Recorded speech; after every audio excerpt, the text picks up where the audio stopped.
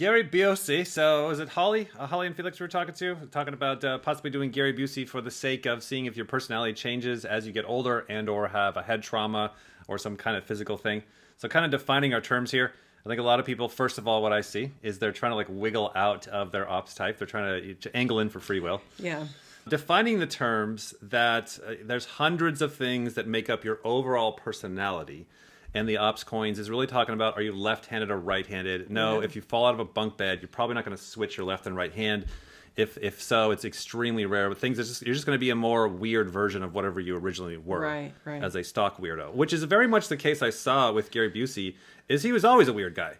He was always a weird, crazy, funny guy. And he got in a serious motorcycle accident and messed up his head, messed up his brain, and just got more weird. And it's just a more extreme version of himself, which is kind of what we're usually seeing when somebody gets some kind of a massive trauma or something physically that changes their brain. Which a lot of people go through that when there's like a death or fear of death. I even went through that to some degree after my miscarriage when I was younger, where you get less controlled. You're like, since death is on my doorstep, possibly, I'm going to start doing whatever I want instead of limiting myself in certain ways. So Gary's Busey here is great because he had very much saw the visions, saw heaven, saw angels, saw demons, had a big experience, changed his life, and seems to get more in touch with his intuition or the spiritual side or whatever. It definitely was a positive thing for him, he says. It definitely allowed him to see the world more than just one-dimensional, right? You were dead for 2 hours, correct? Did you go to heaven? Do you know what heaven looks like? I know what it feels like because I have been in the spiritual zone, in the supernatural, surrounded by angels, and my essence was about 12 inches long and about a quarter of an inch wide, and that is your soul, and your soul is housed in the column of your spine. So I went off Harley Davidson, going 40 miles an hour without a helmet, hit head first into a curb, then my pelvis hit. Split my skull on the right side, knocked a hole in as big as a 50-cent piece. They took bones out of my pelvis to fill the hole.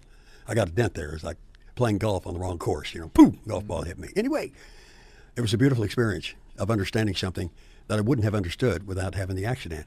So I thought, hey, I'm going to do something about this. So I went to Washington. I met with John McCain, God bless you, John McCain, Bill Frist, Orrin Hatch, Ted Kennedy, and talked to them about what happened to my head. And I said, we have to create something.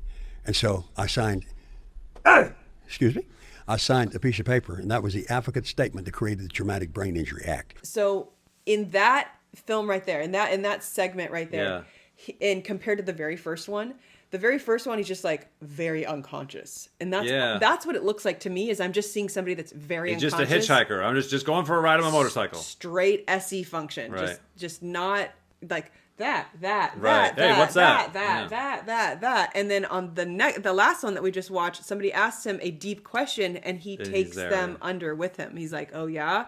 Well, I know this confidently. Very confident with his intuition there. Yeah. Knowing this.